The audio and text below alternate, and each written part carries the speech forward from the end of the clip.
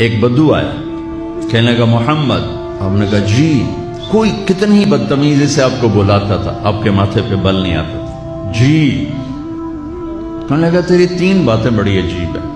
آپ نے کہا کیا؟ کہ تو کہتا ہے ہم اپنا دین چھوڑ کے تیرا دین قبول کریں گے. کیوں؟ اور تو کہتا ہے یہ تیرے ساتھی روم اور فارس، پرشین امپائر، رومن امپائر فتح کر لیں گے، انہوں کو تو روٹی کوئی نہیں، کپڑے کوئی نہیں.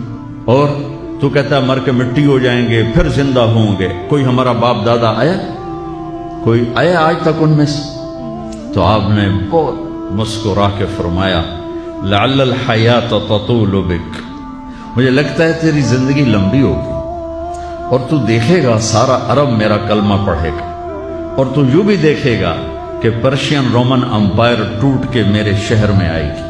اور باقی رہ گئی تیسری بات مر کے اٹھنے کی، تو میں تیرا ایسے ہاتھ پکڑوں گا اور تجھے یاد دلاؤں گا. تیسری ہو گئی کہ نہیں ہو گئی؟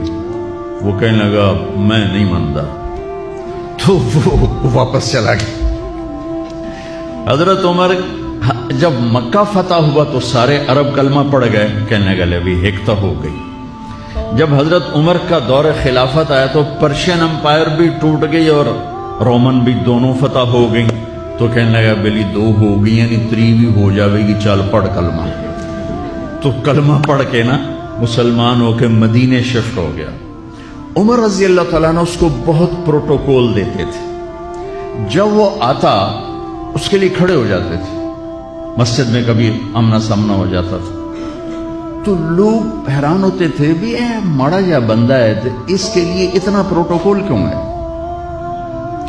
تو حضرت عمر نے ایک دفعہ نا ان کے چہروں پہ سوال پڑھ کے فرمایا تم سوچتے ہو گے کہ میں اس دیہاتی کا اکرام کیوں کرتا ہوں؟ کہ میں اس محفل میں تھا جس میں یہ آیا تھا اور اس نے یہ بات کی تھی.